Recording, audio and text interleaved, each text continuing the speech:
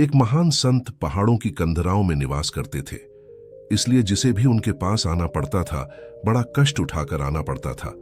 एक बार संत तपस्या कर रहे थे, तभी एक व्यक्ति पहाड़ चढ़कर उनके पास आया। वह बहुत खौफ रहा था क्योंकि पहाड़ की ऊंचाई बहुत ज्यादा थी। संत ने आंखें खोली और व्यक्ति को देखकर बोले, लगता है तुम बहुत थक गए हो, ये लो थोड़ा जल पी लो। व्यक्ति ने झट जल को ग्रहण किया और कुछ देर के लिए वहीं पर बैठ गया। जब उसकी थकान उतर गई तब उसने संत को प्रणाम किया। व्यक्ति बोला, बाबा, मैं इतना कष्ट सहकर आपके पास इसीलिए आया हूं ताकि आप मेरी समस्या का निवारण कर सको। संत बोले, सांसारिक मनुष्य की समस्या तो यही होती है, पैसा, परिवार या समाज में प्रतिष्ठा पाना।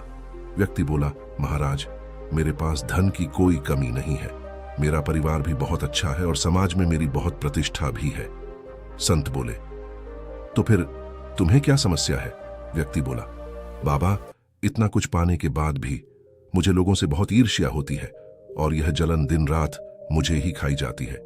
यदि मैं किसी के पास अपने से ज्यादा धन देखता हूं तो मुझे क्रोध आ जाता है।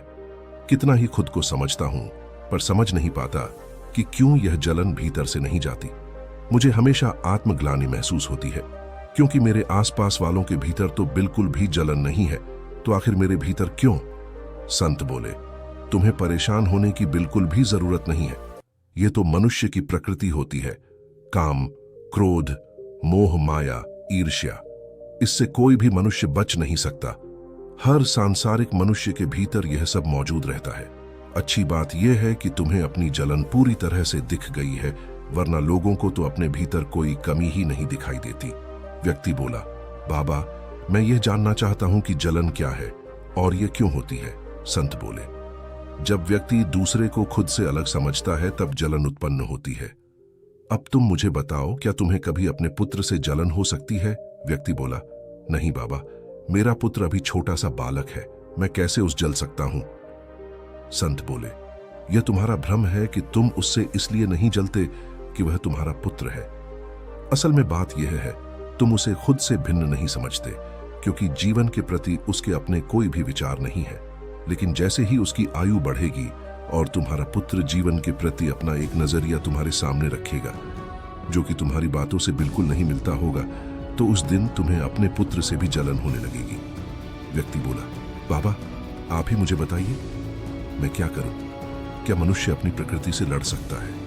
संत बोले, नहीं, कोई भी मनुष्य अपनी प्रकृति से लड़ नहीं सकता, लेकिन उसे समझ जरूर जाता है। जो समझ जाता है वह प्रकृति से लड़ना छोड़ देता है। व्यक्ति बोला, आप मुझे बताइए, प्रकृति को कैसे समझा जाता है? संत बोले, तुम्हें यह समझन होगा कि कोई चाहे कितना भी धनवान हो या प्रतिष्ठित हो, लेकिन उसके बावजूद भी हमारी जड़ें एक है। हम सब ईश्वर से उत्पन्न हुए हैं और किसी में कोई भी भेद नहीं है। कोई ऊपर नहीं है, नीचे नहीं है, कोई सुंदर नहीं है, कोई असुंदर नहीं है। जैसे ईश्वर एक है, वैसे ही सभी मनुष्य के अंदर सभी गुण भी एक है। तुम्हें बस अपने भीतर उठने वाली जलन को साक्षी होकर देखना होगा, ऐसे कि किसी और को देख रहे हो। जब हम उसका होना देख लेंगे तब वह भीतर से धीरे धीरे गायब होने लगेगी। व्यक्ति बोला, हाँ बाबा, आप सत्य कह रहे हो। मेरे जलने का कारण यही है कि मैं लोगों को खुद से अलग समझता हूँ, लेकिन आपके ज्ञान के द्वारा अब मैं समझ रहा हूँ कि किसी से जलना व्यर्थ ही है। ऐसा करके मैं दिन रात खुद को ही कष्ट दे रहा हूँ।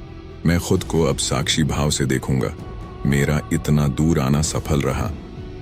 व्यक्ति ने संत को प्रणाम किया और वह वापस अपने घर की तरफ लौट गया।